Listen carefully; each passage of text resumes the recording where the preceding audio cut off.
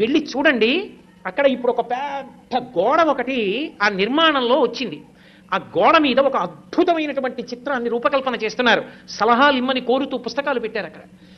శ్రీశైల క్షేత్రంలో బయలుదేరి త్రిపురాంతకం వచ్చి, త్రిపురాంతకంలో బయలుదేరి మహానంది వచ్చి, మహానందిలో బయలుదేరి అహోబల క్షేత్రం వచ్చి, అహోబల క్షేత్రంలో బయలుదేరి తిరుమల వస్తాయి.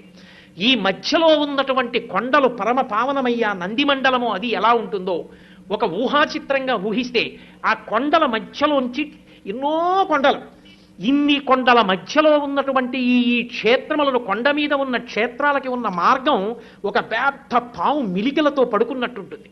అది వెంకటాచలం దగ్గరికి వచ్చేటప్పటికి పడగలు విప్పి శేషుడు అవుతుంది. దాని మీద ఆనంద నిలయం ఒక మణి అవుతుంది. ఆ మణిలో పరమేశ్వరుడు వెంకటాచలపతి ఉంటారు.